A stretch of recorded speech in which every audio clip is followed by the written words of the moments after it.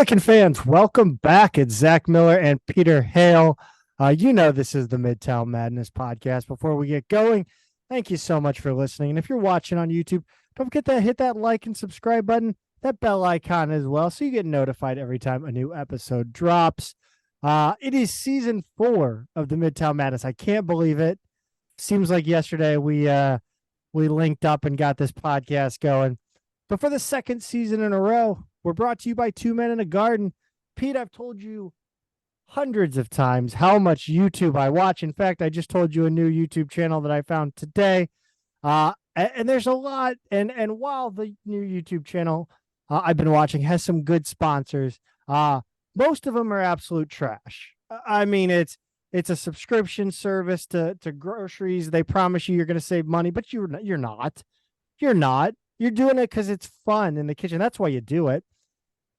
But what we got for you, speaking of groceries, though, is Two Men in a Garden salsa. And they got pickles, which you're a fan of. It's local, tastes amazing. They've got all the flavors to suit your individual salsa preferences.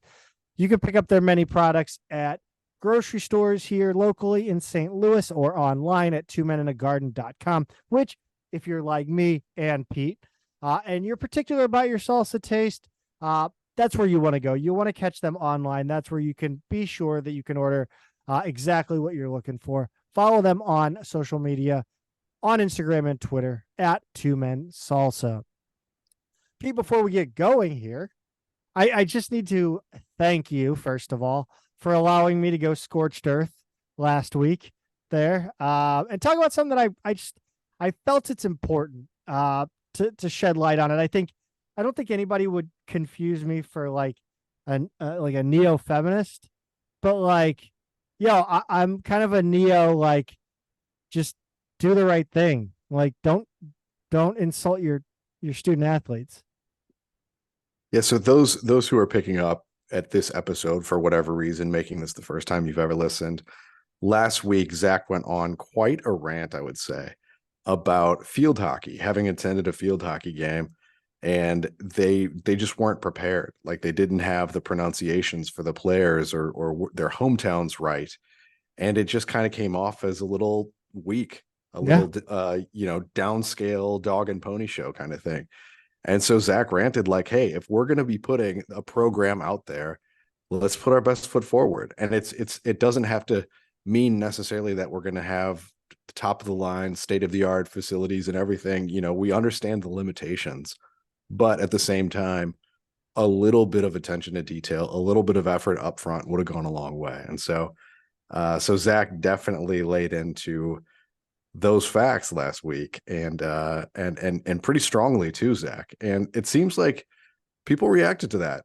Yeah, I think they did. And I hope that the reaction wasn't, just a reaction. I hope that the field hockey team got some sort of an apology. Obviously, I hope that the athletic department made it a point to show gratitude to the field hockey team. But it's one thing to make someone feel like they're seen and heard, but it's another thing to continue to do that. Yeah. And I mean, while yes, an apology is a grand gesture that I think was owed, I think going forward, I think you have to be more mindful as an athletic department about getting those little things right that really mean something. And, again, PA, is not difficult. It is not a difficult job, but it does take focus and preparation. And that's all it does. And, I think I just hope that they get it right the rest of the season and going forward with all sports. Which, I've got things that I saw today at the soccer game, and, we'll get into it eventually, but because we do need to talk about that baseball field again. We did talk about it over the summer, and the area around the Billiken Sports Complex, but that's for another day, and it deserves a real deep dive. 200 and as of Monday, September 18th, at 7 a.m. I'm comfortable at saying 7 a.m. The Billikens have not released their schedule. As of 7:54 on Sunday night, 269, nice, of 362 NCAA Division I basketball programs have now released their non-conference schedule according to the D1 docket on Twitter. That's now that I'm scrolling up because I had to scroll down to find all the schedules. It's at the D1 docket. Yes, at the D1 docket. They keep track of, it's kind of a neat little thing they do. I love it. I think it's awesome. Yeah, I do too. They keep track of when schedules are released. And so as of right now, 269 of the 362 Division I basketball programs have released their non-conference schedules. The Billikens aren't one of them. I don't think anybody is blind to that fact. Do we care though? Like, does it matter? I think it matters. Sure. I mean, September 17th is late. I think Stu posted the other day. I don't remember what day this was, Wednesday, Thursday, something. He said, like, with the COVID year aside, where the schedule was just completely scrambled, this is the latest since he's been covering the team that they've ever released it. What's interesting to me, and I covered this a few weeks ago, or at least mentioned it. It typically was like the week of Labor Day or around there that the full schedule came out, at least like as I remember it, like a little more historically. And then it kind of seems like schedules have been getting pushed earlier and earlier and earlier. So we're seeing a lot of teams release full non-conference schedules in August. And I know, like, in the first couple weeks of September, they've really come in heavily. But yeah, there are some stragglers, and we're one of them this year. And that's weird. We've never been this late. So I think it does matter, even if most fans are not aware of like when the actual schedule comes out every year. There's like a subconscious thing, I think, that happens. Like, oh wait, it's like if you start thinking about SLU basketball and you're a little bit more casual fan, you're gonna go like, wait, don't they normally have the schedule by now? Like that kind of thing, right? Like I would want to have something for people to be able to click on and look at by this time. It's really late. So we're saying that there is a marketing component to having that schedule out. Well, yeah, it does them no favors, right? Like, this is not something where you can blame marketing or promotions or Right. anybody else. I mean, like the games have to be there, the contracts have to be signed. It has to be official before you can say anything, because anything can happen. But yeah, it's really late in the game not to have one out there. Well, yeah, I mean, it's something that, we kind of, when we talk about that marketing component, it's looking at the marketing department, and unfortunately the marketing department, like you said, has no say over it. So, I mean, you are hamstringing your program as a coach by not getting that schedule out too. So, I mean, there is that as well.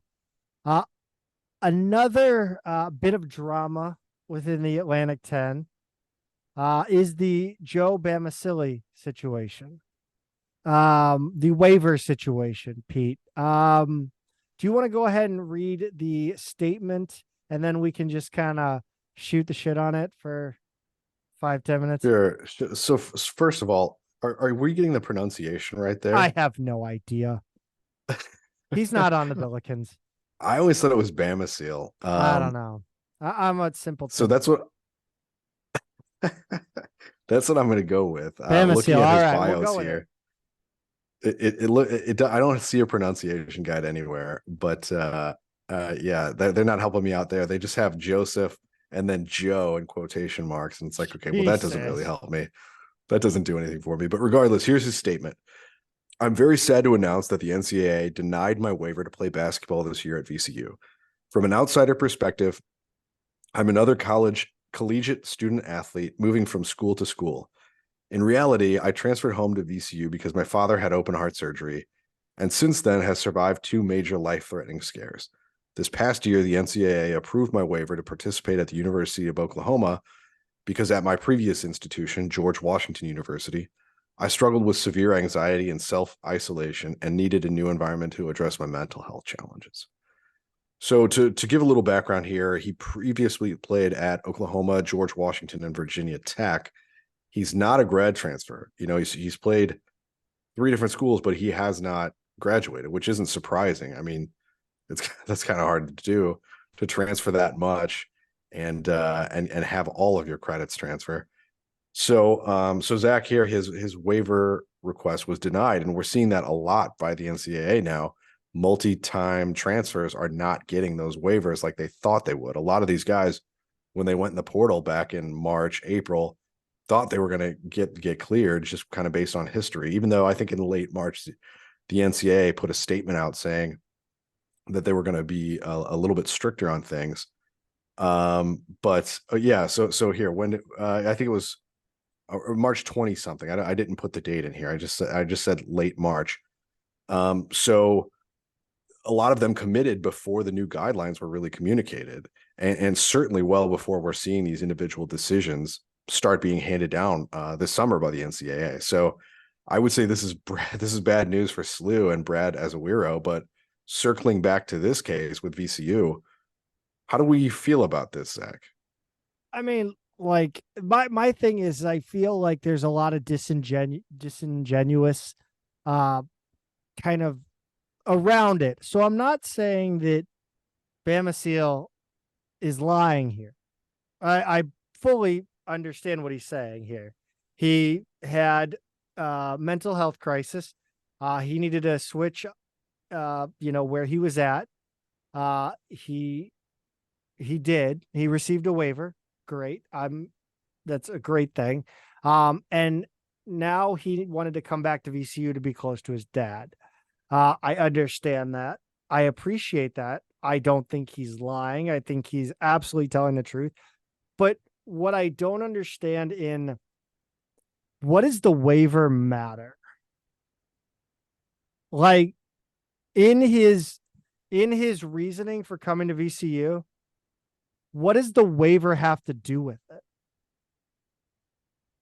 So I mean, like, honestly, he gets to come back home to be near his family. He gets to join VCU basketball. He gets to be on scholarship, receive NIL money. The only thing he doesn't get to do is play this year. Still gets to play in 12 months. And I mean, again, he hasn't graduated, obviously, though he's transferred 3 times. Oh, I mean, like, I understand the idea that these guys didn't really come to, the school is not their main focus, right? But like, I mean, maybe that's kind of the point here. I'm spitballing, because my initial point was like, it doesn't matter that he didn't get a waiver, like, because he still gets to accomplish everything he set out to do to address his personal needs. But I mean, maybe that's why we do have transfers sit out. Isn't that why we had transfers sit out in the first place? Well, I don't know if I exactly know why. I mean, I'm just trying to recall. It feels like the whole idea of like sitting out when you transferred, and this was, I mean, we're talking before the portal, right? So when you would transfer, you would sit out. I always thought the point to sit out was to get your shit in order, like get your grades in order and make sure you are on track academically at the new school. Yeah, I would have to look up exactly why the reasoning was for the original transfer rule, this sit year. I don't know if it was reasoning or like, the idea behind it, right? Yeah, but I mean, I think you're mostly right here. Is like he wants to be close to home, to be by his dad who's struggling with health issues. It's like, okay, now you're back home. I mean, like you're right. He accomplished what he wanted to, essentially. And in his case, we're talking about 3 schools in 3 seasons, right? First with Virginia Tech, second with George Washington, third with Oklahoma. Only one of those had a coaching change. So he's already gotten cleared to play twice immediately. And he's asking for that again. And one of those, in the midst of COVID, fine, everybody got one. Like, so he got one, and then he got a second. And he admits in his statement, the second was on top of that, right? It wasn't a given. He got the waiver from the NCAA, but now he's asking for it again. And I agree. I just think it's one too much, or one too many. It's like, yeah, you're back home. It says he's from Chesterfield, Virginia, so he's closer to home. He was at GW and Virginia Tech, both, not too far away. Oklahoma clearly a lot farther away, but yeah, I don't see it here, man. I think, look, the NCAA could do itself a big favor by having a very clear cut rule. First transfer, free. Second transfer, you sit, right? Unless there's a coaching change, then anyone can be immediately eligible who's on the 100%. roster of the coach leaving. And if you have those rules in place, like, boom, there's your framework. Everybody understands it. You don't get a freebie if it's your second. You don't get a freebie if there's not a coaching change necessarily, if it's not your first, unless you have extraordinary circumstances. And there are things that have happened that we've seen in college basketball, horrible things like at New Mexico State recently, where there's like violence, like we've seen various abuse situations over the years, but like we're talking about extraordinary situations there. There are things that happen in people's personal lives, and I wouldn't wish, a sick, struggling parent on anybody. That's obviously really hard, but this is one where you go, priority number one is me getting close to home. And honestly, it's not all that bad a thing to be able to go, well, I'm not playing this year. Maybe I can devote a little bit more time to being able to spend with my dad. Hopefully he gets back to full health. I'm here with them. I'm not saying like I know what's best for you, but like this isn't a complete loss situation here. And he'll still have 2 years of eligibility after the sit year, because he's played 3 and one of those was the COVID year, right? Jesus. So he's going to be that player on what was it, NC State, the football player who's played 8 seasons of college football. Right. Yeah. So I do think in this situation, I understand the denial of the waiver. I do think some of the reaction is overblown. I think some people's natural reaction is to say, hey, this is BS. He deserves to play. But if they're looking at these on a case-by-case basis, and they're not always going to get it right, I've already seen ones that I don't agree with. They do have to actually look at this on a case-by-case basis. But again, NCAA, do yourself a favor. Just have a very clear framework about how this works. I agree. And hopefully someday they figure it out and get it right, instead of having to like have every fan, media personality, everybody screaming at you, why is this the case? Well, it's because you're kind of a black box and nobody knows what's going to happen. Just be clear about it. Yeah, I think the problem is they kind of just they felt so pressured.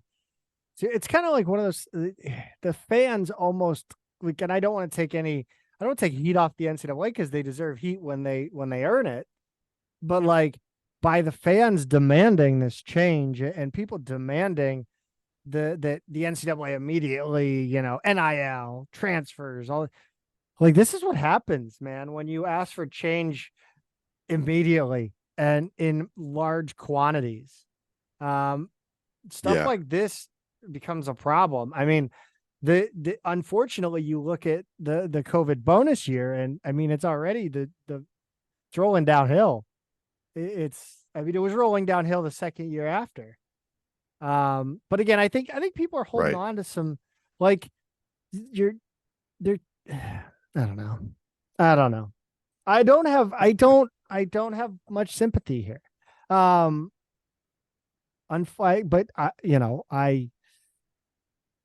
But not sympathy. I just don't. I like looking at it from a critical thinking, critical analyzing standpoint. I mean, what do you got?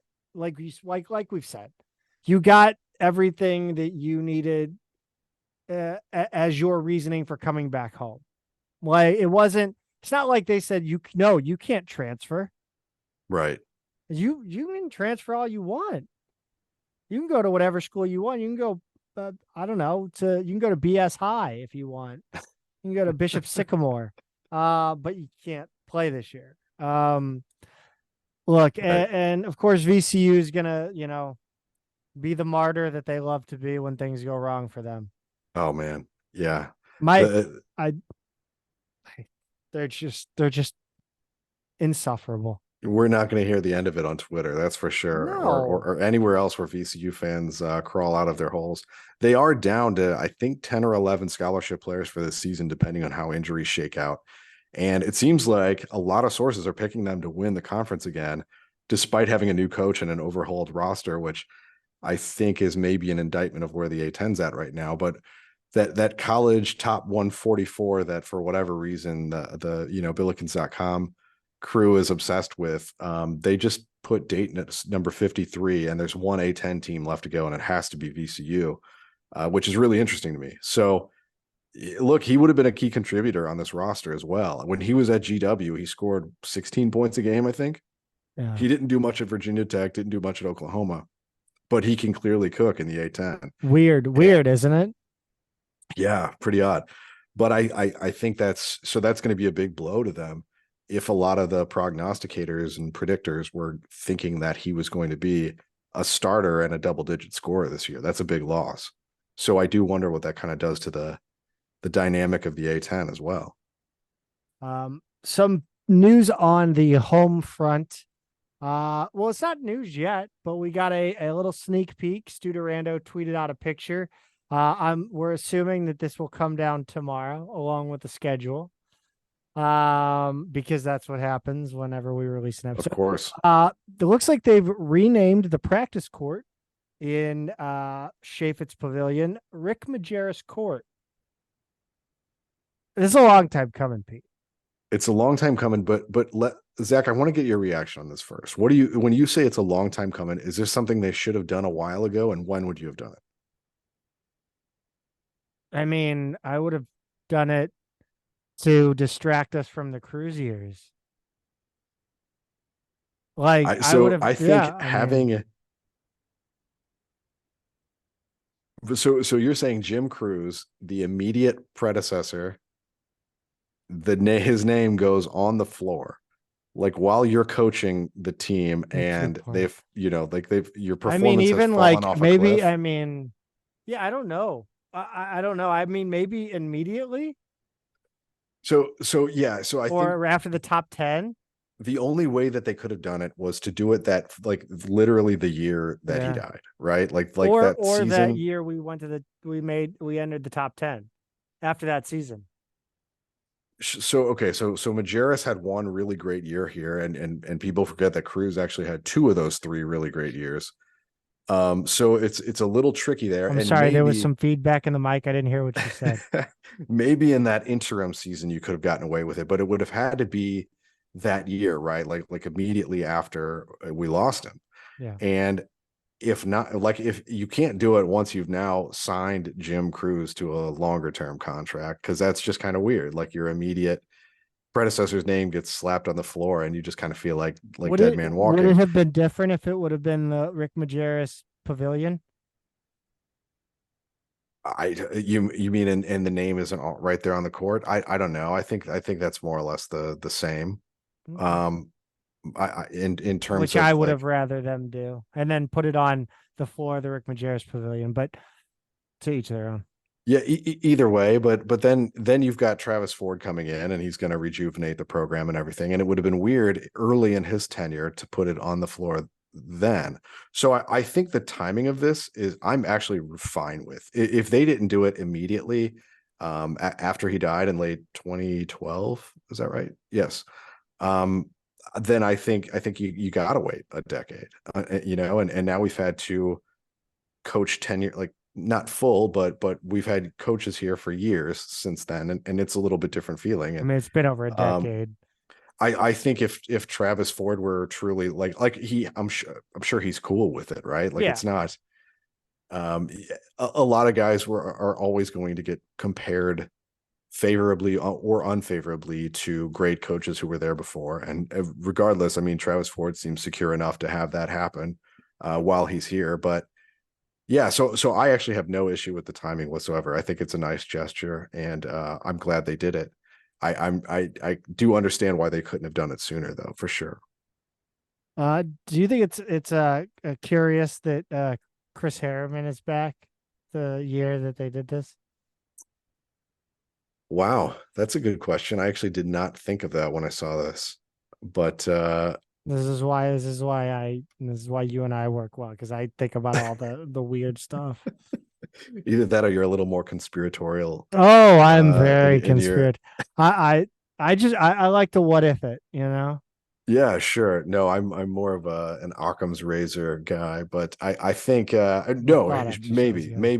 maybe this was kicked around and Harriman was the voice that put it over the edge. I have no idea how the decision making process went, but it is What do you interesting timing. Also interesting timing the year we have probably the worst defensive team under Travis Ford. We had Mhm. Rick Majerus court in the practice pavilion. Uh, you know, I don't know. I mean, could be two birds with one stone. Honor the coach, and maybe it's time that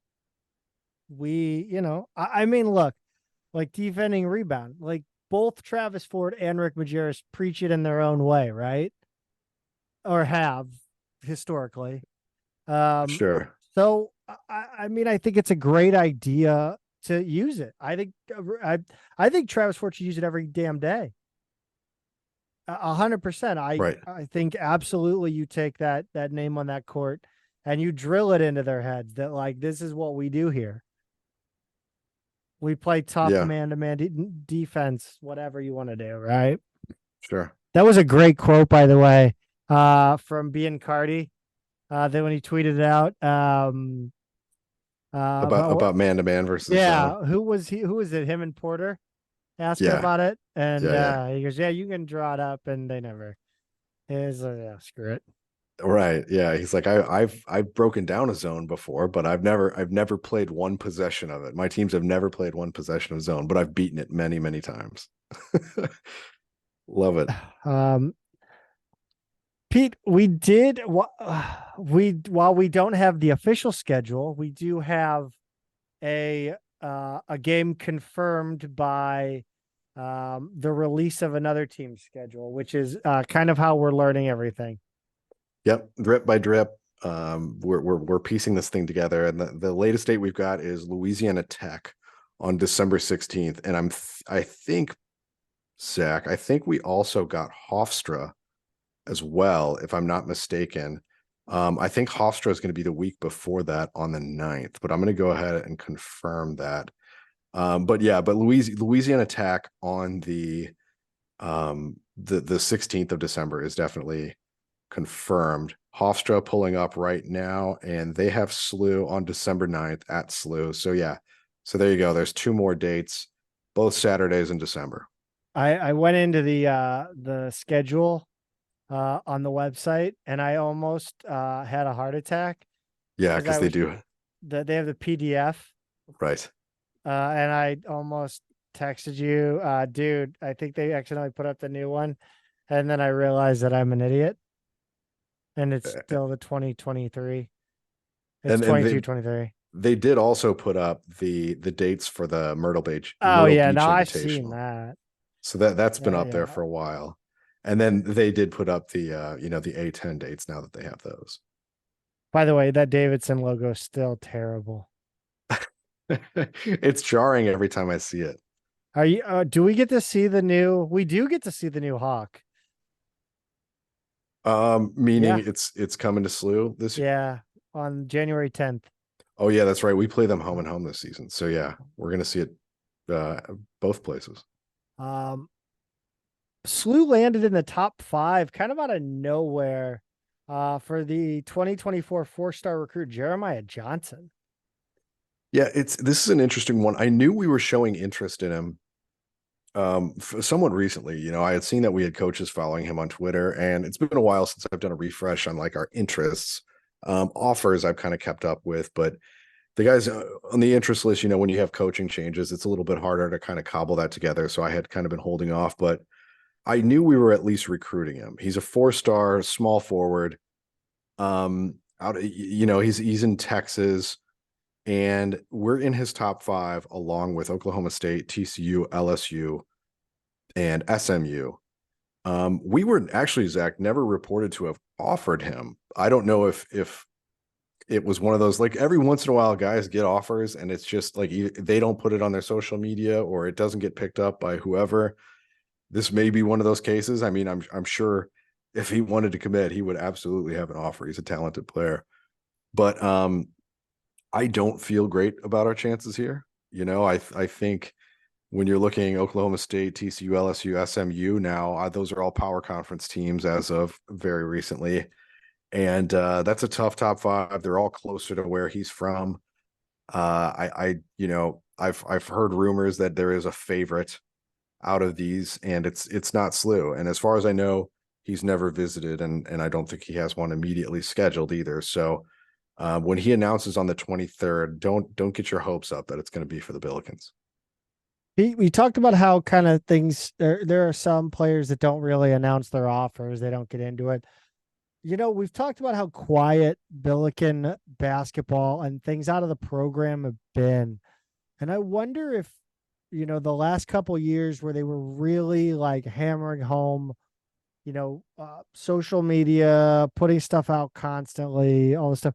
I wonder if, after that happened, the coaching staff is kind of like, let's roll it back this year. I mean, obviously we're not expecting a return to what we expected last year out of this team, but you wonder if maybe they kind of decided to grind and quiet this year. It's a fair question. I mean, they still have to sell tickets, Correct. right? So you need some level of preseason hype, video, whatnot. You really do. The trick is last year you had a veteran laden team, a lot of local names, a lot of recognizability, like guys who had been back, or even like our grad transfers were names that people knew, coming from places like Mizzou, very recognizable. So it was an easy roster to sort of market and get out there and kind of get some hype on. This year you have, with the exception of Hargrove and Jimerson, Larry Hughes Jr., arguably Parker as well, not you Kellen Thames, but he didn't play last year. Really, you don't have a lot of names that people know at all this year. Like you've got spring signings, international recruits.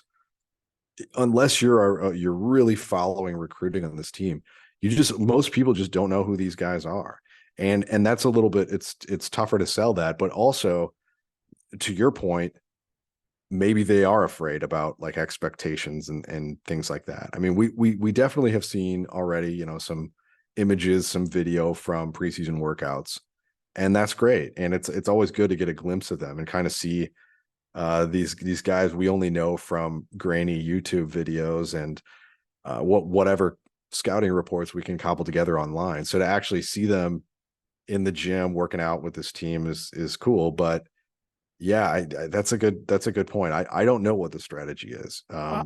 There's always going to be that I don't know, that conflict, that internal conflict though, right? Like, hey, we're not going to be as open this year. We want to keep a tighter lid on things. Let's not get the hype up too high, but also like, I don't know, I'm hearing some season ticket holders aren't renewing. We got to throw them some meat. You're looking at one officially. I know, man. Yeah, which is insane. This'll be the first year in my lifetime that I have not had access to a season ticket. Yeah, that's pretty wild. I'm actually surprised. I never thought that day would come for you. Now, like, I didn't renew, right? There's no my ticket group is like 7 seats in a row, and I'm the only one that buys a single. My seat's not going anywhere. I'm not like it's not. I don't have like there's no urgency for me to renew. I mean, how much do you trust those guys though? Are this could be their chance, Zach, to finally sell that one if off they do the hey, if they take that ticket, I think there's at least 2 more going to the end of the row. So again, so you're daring them right now. Yeah, I dare. You can't get rid of me. You can't get rid of me. No. 108 or die. Yeah. No, I think there's a couple, you mentioned, scared of the hype train, or I think there's, it's 2 things. It could be that they are scared of hyping up, but they could also be just humbled a little bit by last year and just like, let's not necessarily let's keep it, quiet. We don't want to raise expectations, but so much as like, let's do our thing.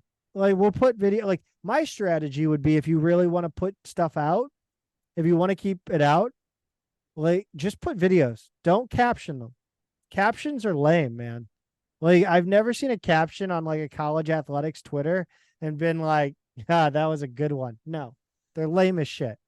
Like just don't caption them. Yeah, or keep them simple. Yeah, like Yeah. working, grinding. Like don't Right. you don't need a huffing emoji every time. I hate that emoji. Um, let's see. Should we move on to women's soccer, Pete? Are you ready? I mean, you just dropped a bombshell that you're not renewing. Yeah, I mean, are you asking me how that makes me feel? I mean, do we need to talk about that anymore? Are you okay? Are you ready to move on? I mean, look, like again, there's no urgency. It's not like if it comes up, when's the first game, or when are we expecting the first game? November 1st, October 31st. Yeah, it'll be early November, probably the first exhibition. I mean, yeah, I mean, you're right. I guess we've had them at the end of October before. Yeah, I mean, look, like I'll go to like I would say that I would probably make a decision before the home opener. The decision hasn't really been made. I just don't feel like paying now, and I'm not worried about my tickets going anywhere. But also, like, there's not going to be a game that you can't get a ticket for. Right. I mean, that's whether I find a free one somewhere random, like or if they're offering free ones, or a buddy's a buddy has a ticket they're not using. Anybody in 108, there's always somebody who doesn't show up. Yeah. So. Yeah, and there's not going to be a sellout. There just isn't. So. I'm not seeing one on the schedule. No. Maybe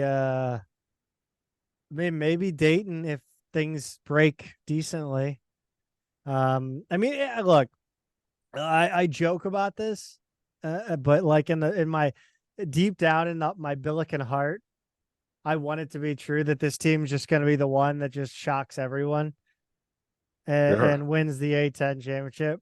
Like, but I mean, we'll see how things go. Like that's deep in my what do you call it? My diehard heart that just wants the Billikens to succeed all the time. Yep. Well, we can move on to women's soccer because they are the best thing going at SLU right now. I think we can all agree with that. Yep. Currently ranked, coaches poll 24, top drawer soccer 18, college soccer news also 24. They kicked off their week with 3 points in Chicago, Peter.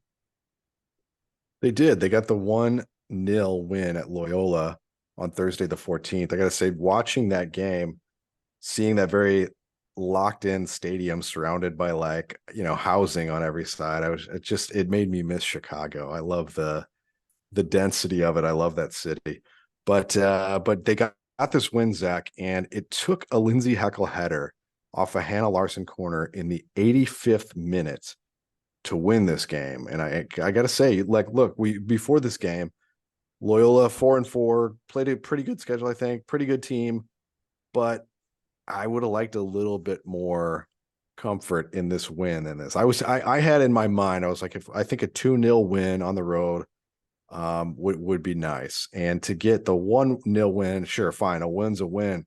But man, to take to the 85th minute, that made me pretty nervous.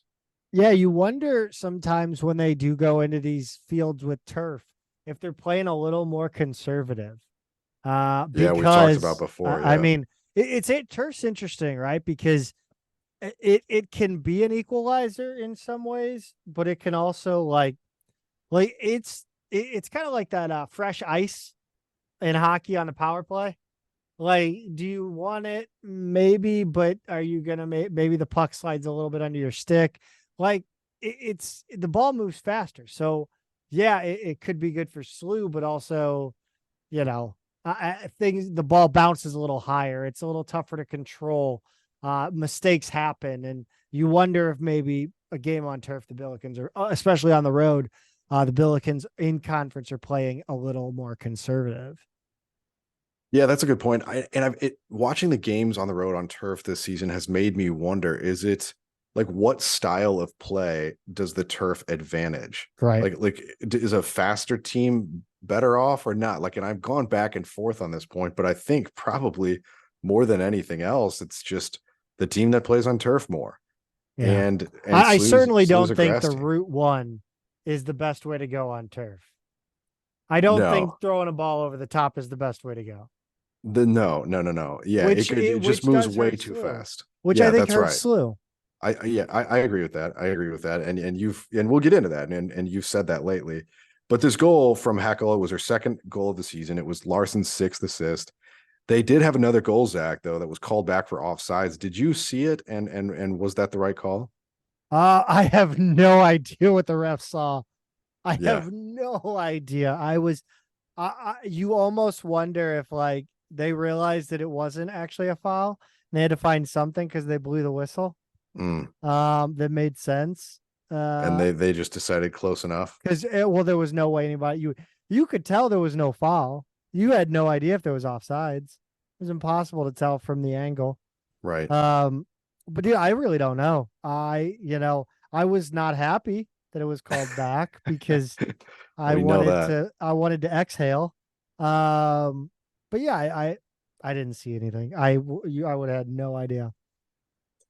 SLU outshot Loyola 20-10 in this one, 8-5 in shots on goal, 8-2 in corners, and SLU won the fouls 12-9. But each team had 3 yellows, which is a lot because 12-9 is not a huge number in terms of overall fouls, but they made them count when they did it. That's for sure. Zach, so you said at times it seemed like SLU was pinging it all over Loyola, and then at times they seemed content to just kind of punt and high press. Yeah. Yeah. I mean, I think again, you look at the turf, right? They were when they had possession, they were, pass and move and working Loyola all over the field. And, I think sometimes I think this team is just it's so ingrained to like, you get the ball, just send it and go. Especially against A10 teams, because I mean, the skill gap and the physicality gap is just off the charts. We'll talk about that in the LaSalle game, but yeah, I don't know. I barely remember, why I put this in the notes now. Like No, I did. I took it from one of your, it was either a text. text or a tweet. I don't Yeah. remember. Yeah. Again, I don't remember what caused me to do it. I thought the ref was like desperately holding on to control of this game. Mm-hmm. But yeah, I don't know, man. I don't know Yeah. why I said that, but I thought there were times where the Billikens were great, and sometimes they were like I tweeted out. I think they're allergic to playing simple at times. They want to prove that they're the best team around. Right. Yeah, they do. Nervy moment here. Sophia Stram went down with an injury. And we didn't know how severe it was going to be. But then today at the LaSalle game, it looked like she kind of had it heavily taped up, but she was dressed, right? And it seems like this is going to be a kind of shorter term injury. We did not see her on like crutches and boot or anything like that. We had Lord Elron noted that on Billikens.com. I didn't notice it. I was too busy enjoying today the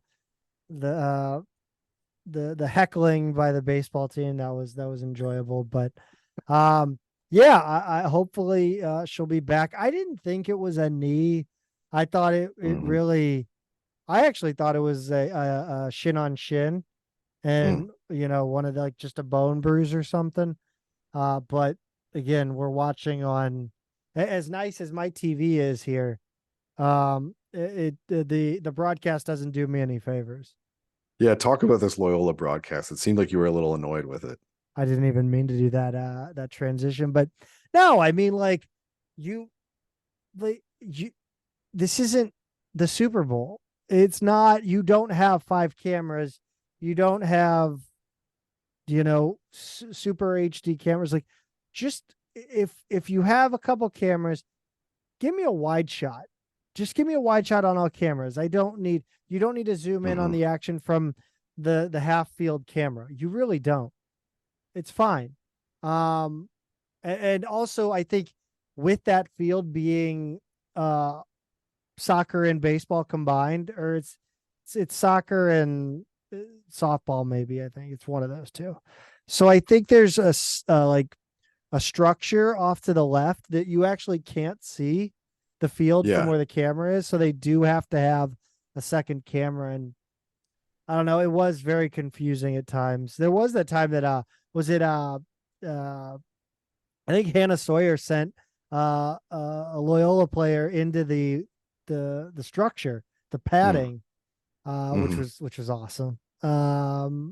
It Right. was confusing though because it's a really quick flip. Like the ball Yeah. would go into that corner and all of a sudden it would flip to the other camera, but the other camera's on the other side of the You're field. right, it was. So you have a complete reverse. It's not like they had a camera mounted down there to kind of give you a different angle from that corner. You were getting it from the opposite corner. It's So a it was great showing that point. so all of a sudden Slew's going left to right and then boom, they're going right to left and it's like down on that line and you're like, whoa, whoa, whoa. So you were having to reorient every time. And I think that was the hardest part about it. Also, you had the issue of the corner flag, um, you know, being a bowl with a post coming out of it. Like, it's not flush into the ground. Right. But yeah, with the broadcast, I think again, with announcers, like, you don't have to entertain. Just tell us what's going on, man. Yeah. Like, you don't have to say quippy things. You don't have to just keep talking. Like, just say what you see. Say what you see. Keep it simple. I do wonder about the mentality of some of the announcers for these. Like if they think this is not a big audience. I can kind of do what I want to have fun and amuse myself and my friends and family who I know are listening to this. Sure. Or if they're trying to do something to sort of stand out and like be Mhm. noticed. So they'd rather take big chances. But I honestly, I think the best thing is to just do a good job. Yeah. Like in broadcasting, it's like, yeah, you're right. It's not about you. You don't need to be, they don't need to come away going, wow, he's the best. Like, what's He's his name? What's funny. he Well, doing? I gotta go follow him on. So it's like, no, just do the best job you can with yeah. what you have, and that's it. Like, I joined Colin on the McKendry broadcast. Yeah. And my kind of inspiration for jumping on there was the again, people have their opinions on Barstool, but like, I thought the Barstool like college basketball broadcast was fun. Like, it was like they weren't super concerned about uh you know the professionalism, quote unquote. It was more just like dudes watching a game. And so that was how I kind of approached the McKendry game, like, where I would react to a play and not analyze it. Like, I would just be like, oh, what a steal. Oh, what a Yeah. spin move. Like, I thought that was a little bit more interesting. So, because when you don't have that you have all these guys, like, you'll have guys that'll do color commentary, or women. Most of the time it's the guys, right? When the Hmm. guys are doing the color commentary on the volleyball, they don't they didn't probably play volleyball. My guess. Anyway. So, like, that, what was it? The tournament that the volleyball team was in. These guys are doing color commentary, and you're like, dude, you're saying nonsense, man. Yeah. Just have fun. Like, that's where you just have fun and like kind of wing it, right? But You're it's right. not like, but but if you're trying to be that color commentator that brings the info, be simple. You don't need to, like, don't stumble over your words. People, they try to get like too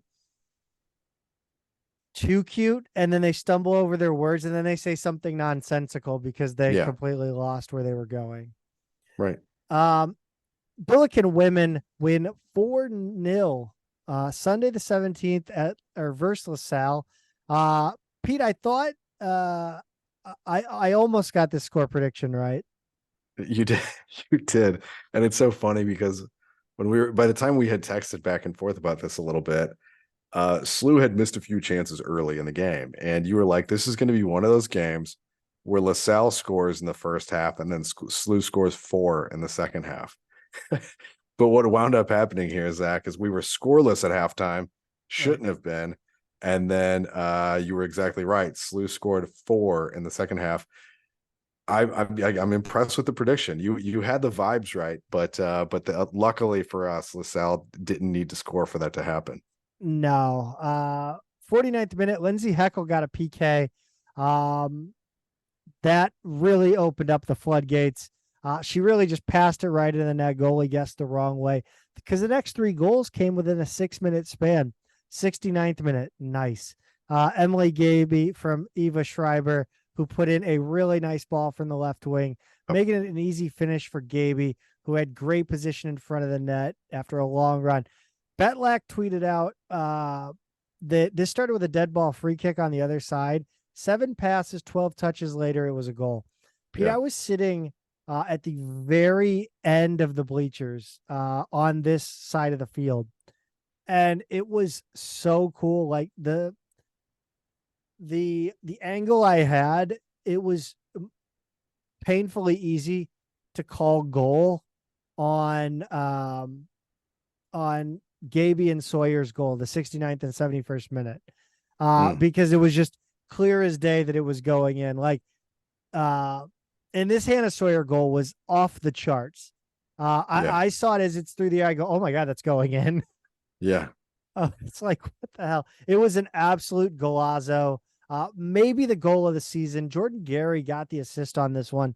But like I said, this goal was insane. And the funny thing is you could see Hannah Sawyer on the ground because I think she kind of she either got shoved down or just lost her balance. She didn't realize it went in until she stood up. No, you're right, because what she did, when she hit it, she pivoted really hard. Like she really swung, like she just swung her whole body into it, right? Like to get it over there. And yeah, she kind of stumbled down a little bit because she had to pivot into it. It was going down toward the end line. So part of it was like keeping it in play, getting a good touch on it. And then she gets up and then just has a crazy celebration. Like she knew she hit a perfect ball. It went off of her foot immediately. I was thinking like, okay, she's lobbing it into a dangerous spot. But then the way that as it started to like arc and come down, I was like, oh, wait a second. And then, off the far post and in. That was perfect. I was on the perfect line for that one too. Yeah. I could see it heading right to and it hit the post. It like you could hear the doink. It was awesome. Everything about that goal was chef's kiss. Yeah, so satisfying. Emily Gaby again intercepted a LaSalle pass, and it was I saw her take it. I go, see ya. Yeah. Thanks for they weren't going to get her. For nothing. It's unbelievable. Her and Hannah Sawyer are 2 of the quickest players I've ever seen. They're just gone. They really are. Caroline Kelly has that too, where they have those, you cannot make mistakes in that area of the field when they're kind of lurking around. They really make you pay. And all 3 of them have that kind of speed, and a couple of them will rip it from distance too. So you just can't make that bad a mistake right in front of them. I mean, this game was an absolute domination for the Billikens after the 45th minute. The shots were Billikens 15, LaSalle 8, 5-5 at half. So what is that? A 10 to 3 in the second half. Shots on goal were 9-3 Billikens. Corners 6-3 Slew. Fouls 18-15. LaSalle had all 3 yellow cards. LaSalle was not afraid, and Shields talked about it in her post game. LaSalle was throwing their weight around. It was very much if you can't beat them, beat them mentality. I thought from LaSalle, they really tried to. They were extremely physical with the Billikens, and then when the Billikens would be physical with them, they would cry foul. Yeah, they really worked the refs. They really worked the refs. The ref had enough 30 minutes in. Oh, actually, I think I think he laid into their center midfielder. I want to say it had to be about 15 minutes into the game. I remember that. They spent a long time like going back and forth, like Yeah. an inordinate amount of time. But by that point, Zach, and I kind of wanted to circle back to this point of the game anyway, because in that first 15 minutes, SLU had a flurry of chances, including one in the first minute. Katie Haug, we saw them score off of this a couple of games ago. She put in a long free kick into a really dangerous spot, and it winds up bouncing around in front of the goal a little bit, and SLU couldn't get a goal out of it. I thought for sure we were up 1-0 right off the bat. I mean, I think I said how. yeah, yeah. How did that? Right, like it was weird to watch that and just like kind of lose the ball, and there were just bodies everywhere. But they had a couple more nice chances too, and they kind of felt like that point because I very distinctly remember the LaSalle player, talking to the ref for like an extended amount of time, and they both looked really annoyed, and I certainly was more sympathetic toward the ref in this case. But after that, it was a long time until SLU had any shots again in the first half. I think they only wound up with one more, and it was in the last 5 or so minutes of the half. So that it was kind of a strange first half, and I think LaSalle seemed content to. I mean, how did you put it? Like they did have one pretty fast player up top, Yeah. and like they were going to try and steal She one was off a big counter. too. Yeah, so it really was. We'll let SLU get some chances and just try and get a ball through here and see if we can steal one on a quick counter, just kind of using this one player to hit a home run. And luckily they didn't get away with one. Yeah, their coach was very big on them kind of sitting in and making the Billikens play over the top. And Yeah. again, as soon as they got the ball, they were going to send their forward up high and try to go steal one. And luckily it didn't work. They had some chances in there that were a little nervy, but Emily Percelli got the clean Emily Percelli. Sorry, I that I just won't let me not pronounce it. Yep. She got the clean sheet and is now tied with Hannah Benben for third place all time. That's Hannah Benben Soleil now for third place all time in saves, married to Alex Soleil from the baseball team. Yeah. Pete, the standings, sir. St. Louis and VCU are the only teams that are 2-0. Then you've got Dayton, Bonaventure, and Fordham, and St. Joe's that have all won one and tied one. UMass is 1-1. Duquesne has tied both of their games so far. Rhode Island's only played one A10 game, and that's a tie. Then you've got three teams who are 0-1-1. That's George Washington, Loyola, Davidson. Two teams that are 0-2 is Richmond and George Mason, and LaSalle has only played one, and that's a loss. Next George up, Mason, man. George Mason. Yeah. 0-10, 0-2 in conference. Interesting press release from them. Because they announced an interim head coach. But the way they framed it, right, was very interesting. I'm trying to find it. Todd Bramble to serve as Mason interim women's soccer coach. George Mason assistant vice president, director of athletics, Marvin Lewis, not that Marvin Lewis, announced today that it could be that Marvin Lewis. Actually, I don't know. Could be. Announced today that Todd Bramble will serve as interim head women's soccer coach effective immediately. Mania Papione, who has led Mason's women's soccer program since the start of the 21 season, is on leave. Interesting. Yeah. What's even more interesting is since 2021, Bramble has served as Mason's deputy athletic director, intercollegiate sports, and is currently a member of the department's strategic leadership team. Prior to his role in the athletic administration, Bramble was Mason's women's head soccer coach for 7 seasons.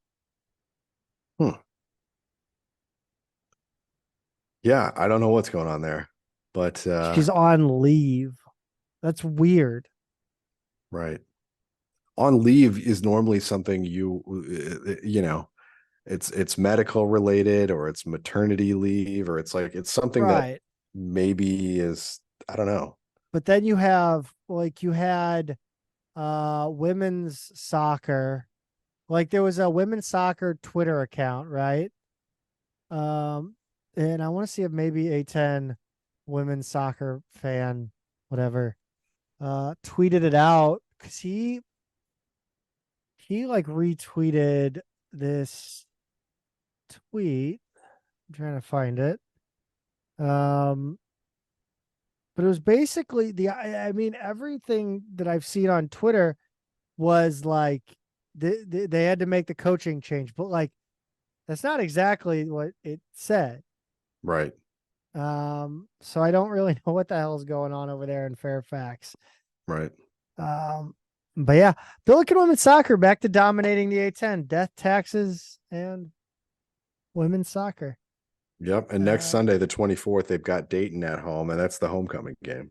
Yes, not the homecoming game. That will be the men's soccer game Friday night. But first let's talk about the tie against VCU, the draw. Sorry, soccer fans.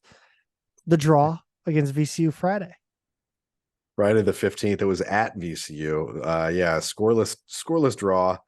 But Zach, it almost seems like SLU may have been fortunate here. Zach, the VCU outshot SLU 16-5. 13 of those came in the second half.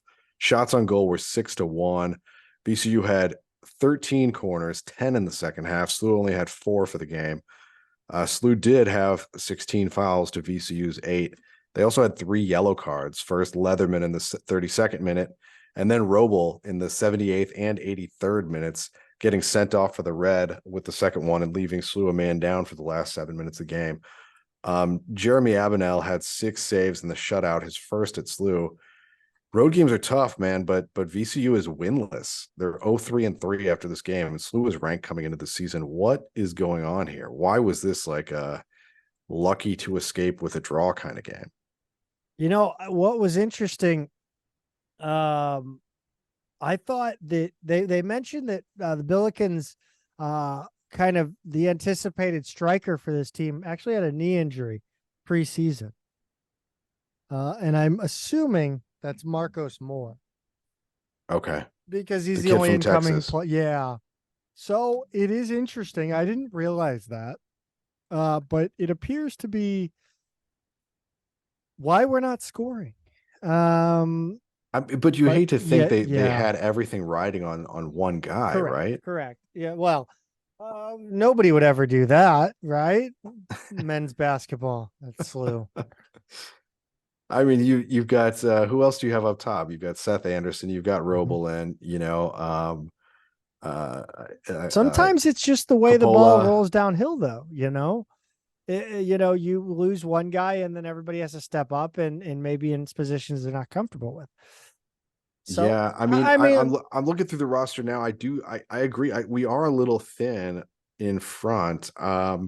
Because a lot of these guys are kind of the more midfield forwards, right? Like this isn't a team full of strikers here. everyone's been very mid this season so far, Pete. There's no doubt about that. But yeah, Uh, they definitely are lacking that scoring punch. so And what is if that? he 3 can be games the with no guy, goals. it's not just 3 games with no goals. We have not scored in the month of September. They've only scored 3 goals on the season, with 2 of those coming in that Butler game right at the beginning of the season, and then they scored 1 in the game after that down in Nashville at Lipscomb, and that was it. That was the last goal they've scored. I mean, that feels like quite a while ago. Guys, it's time to just start taking shots. Just shoot. Just throw anything you can at the net. I mean, why not? Why not at Yeah. this point? You got to score, boys. I never thought they'd be 1-3-1 after 5. No, I didn't either. Pete, run us down the stats in this one. Well, I already did, Zach. Oh shit! I I'm know sorry. I was.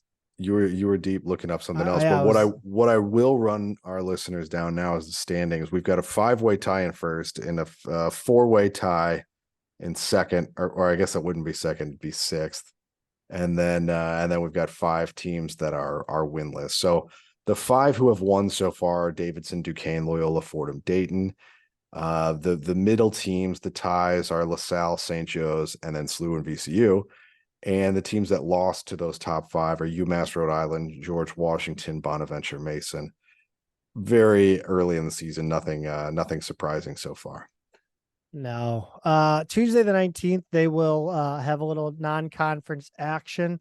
Oral Roberts comes to town. Yeah, and they're not bad either. No. Saturday the 23rd, that will be homecoming. Sorry, not Friday. Saturday 23rd will be Fordham. That'll be the homecoming game. By the way, shout out the alumni. They put out those jerseys that are kind of sweet.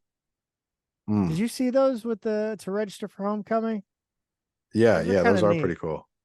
That's the thing. Like we talk about, just put out jerseys, guys. Like I'll literally I'll put up the money. I will consign them. Yeah, that's right. Anyway, volleyball, tough weekend for Beatty's squad. They went 1-2 in Kansas City. 2-1. Wait, what am I missing? Yeah, 2-1. Oh, sorry. What am I missing here? Oh, that's from the last week. That didn't get updated. Anyway, 1-2. Yeah, 1-2 on the weekend. First was a loss, 3-1 loss to Austin P. And these two teams aren't bad. 3-1 loss versus Austin P. 18-15, 26-24, 21-25, 24-26. I really thought the Billikens were going to push this one to at least 5. Felt like Austin P. Looking at Austin P's schedule, they played some tough teams and beat some tough teams. Emily Hankin and Delaney Rice each had 12 kills. Opperly 23 assists. Rogers 19 digs, and Mattingly 5 blocks. Pete, the SEMO game might have been their worst of the weekend. Yeah, it was a fairly lopsided affair, especially in two of these. It was a 3-1 loss, 17-25, 21-25, 25-18, and then 15-25 to go out. Hankin and Rice had 10 kills apiece. Trinity Luckett had 4 blocks, Opperly 24 assists, and Rogers 20 digs. And Zach, yeah, the numbers don't lie. They're pretty lopsided here. SLU did end up with 11 aces to SEMO's 4, but otherwise very, very heavily tilted towards SEMO. Especially outside of the third set that SLU won. Have I mentioned that I really dislike passing errors? Like, really hate them. And this game, they drive me up a wall. And this match was rife with them. It was like, I mean, again, I didn't get to watch it. And that's the frustrating thing, because you want to get that nuance of watching it. But yeah, I just, yeah, not a great, not a great day for the Billikens. Not a good day, really. But they came back and you know what? I will say this: they really could not afford to lose to 2 Missouri teams. No, I really would have. Yeah, I would have probably gone on a little rant. Hey, look, I promised Beatty I'd be tough but fair. 3-2 win versus Kansas City, the Kangaroos. Do they not realize the Kangaroos are just like vermin in Australia? Like, literally, like they're like deer. They're invasive. People love kangaroos here. They're invasive. Our zoo, Cincinnati Zoo, has like a whole new kangaroo exhibit that's like, it's like more interactive. It's people line up for a quarter mile to go through that thing, man. Unbelievable. I'm more of a penguin puffin guy. Yeah, they never disappoint. It's a little cold though. Maybe I would like the kangaroo exhibit. 3-2 win versus KC. This one, oh boy. They held on. Pete, I gotta admit, I had to run out. Why did I? Oh yeah, I had to meet my cousins. But 25-23, 25-22, 22-25, 11-25. Oh my God. Yeah. And 15-13. Yeah.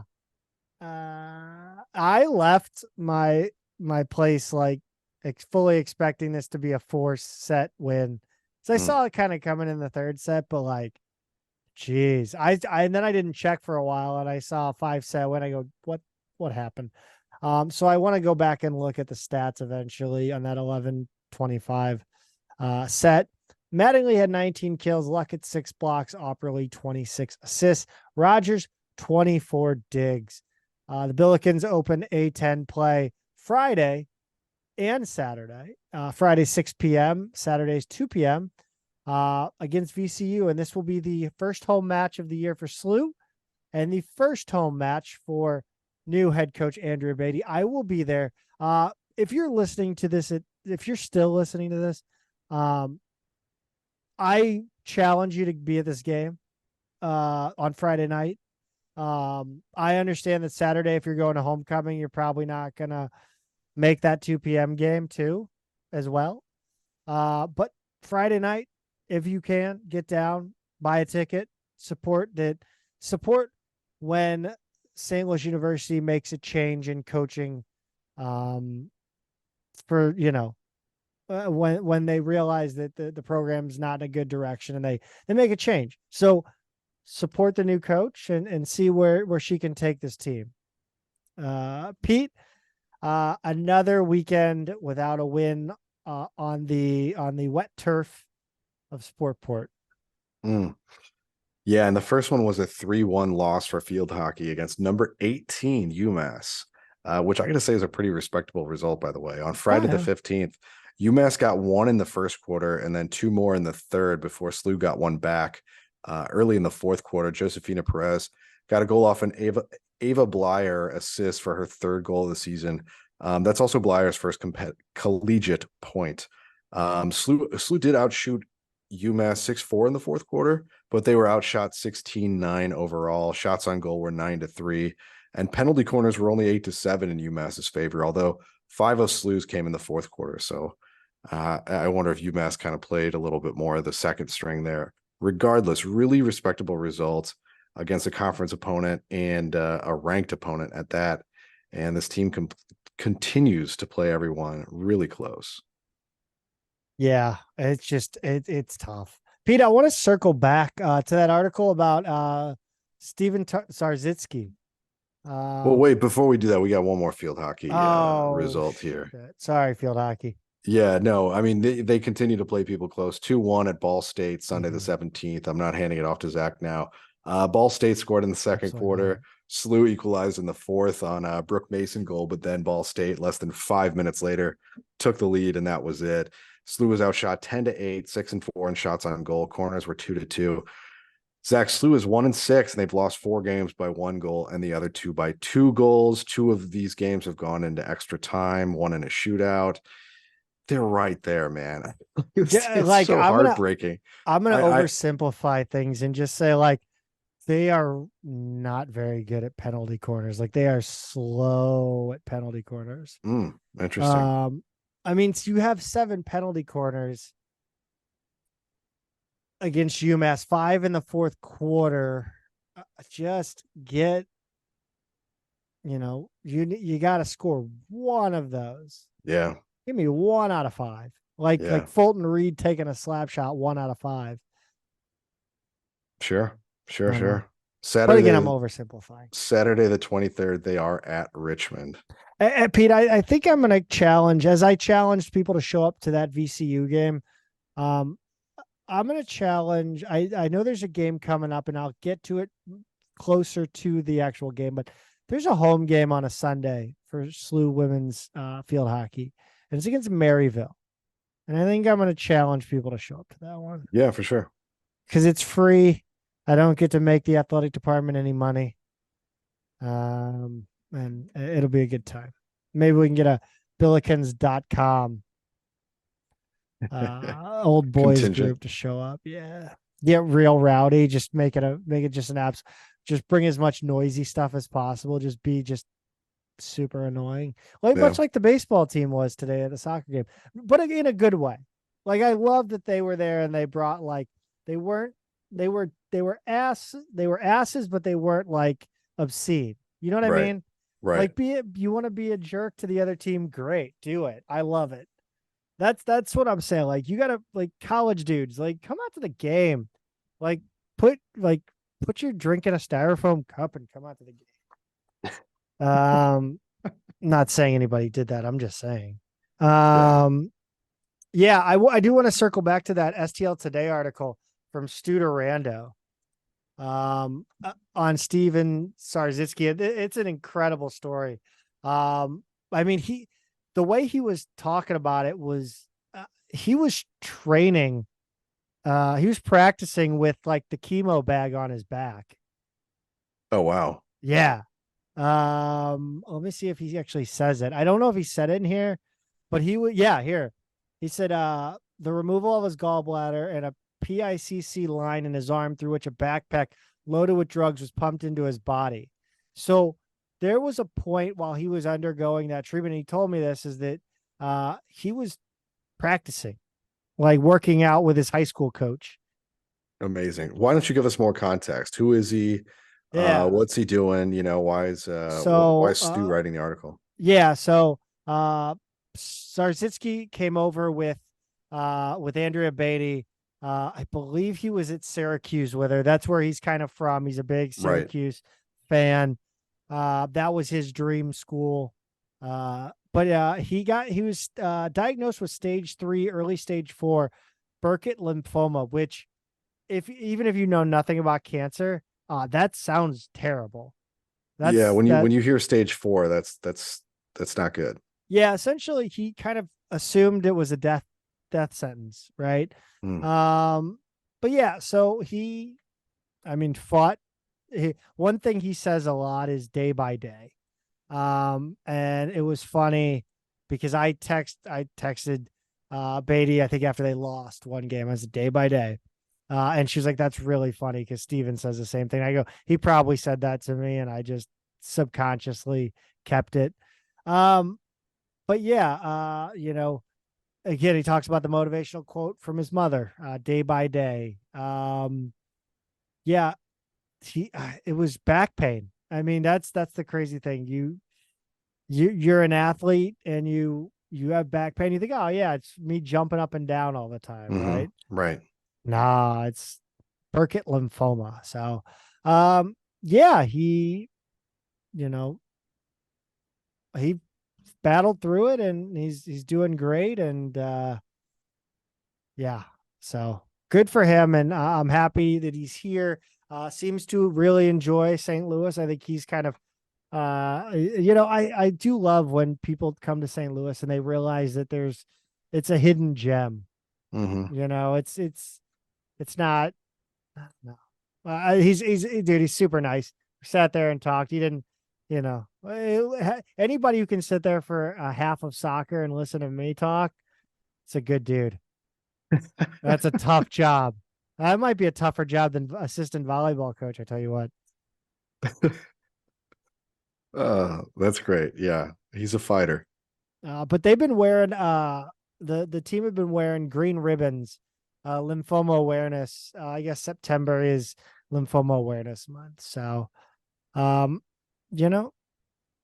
hopefully he's done with this forever, and he can fulfill all the goals he has as a coach.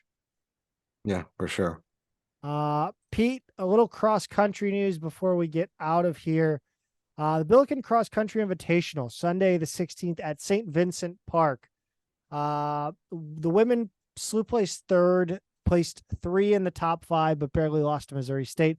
Sophia Pellegrin was the top Billiken and the 2nd overall to finish with a time of 18:11 in the 5K. The men, Faral Ahmed, our dude, the Coffee King of St. Louis, was the first Billiken across the line in the 8K with a time of 26:07.5. Pete, the first person to finish in the men's event was an unattached runner. Do you have the name on that? Because I could not find the actual. But I do. Give me just a second. Yeah, I had it pulled up. So one thing I learned today is that the winner of the men's race raced unattached, but he is actually an Australian who I believe probably, I'm gonna guess it's Cooper Bell. No, it's Brock Waugh. Okay. Waugh. Waugh. I don't know yet. Brock Waugh. Yeah. Okay. So He came in about 7 seconds. No, sorry, 8 seconds ahead of Farrell. Oh, wow. So, yeah. So he's a freshman out of Gold Coast, Australia, Emmanuel College, and he is awaiting clearance from the NCAA. So Yeah. that's interesting, man, right? Right. Like that you can just run unattached. We had another one run later. It says he's a senior unattached, John Gavin. Is that he's not. I don't know if that's SLU though. It could be it could be have been another one. school. But it is kind of interesting though that you can run you can just run unattached if you're not eligible. Right. Well, these meets are kind of just open, man. Yeah. I joked about it. I've joked about it with John Bell. I've said, like, I'm gonna come run at the Billiken Invitational, make some content out of it. But yeah, so that's kind of it for the week in Billiken Athletics. 9/29, they'll be at the Loyola Lakefront Invitational. And if that's gonna be nice. Actually, it was cold as hell out there when I was up there for the Billiken game. Yeah. But that was a really nice view. There's a nice little ballroom or whatever right there where they had the alumni event. Yeah. Yeah. It's a nice setting. You can't beat it. Yep. Well, with me yawning, I think that's a good a time as ever to call it an episode. Thank you guys so much for listening. That's the Week in Billiken Athletics. Like and subscribe, comment, rate, do all that good stuff. Retweet our tweets. Yeah, thanks everybody for listening. Go Bills. Go Bills.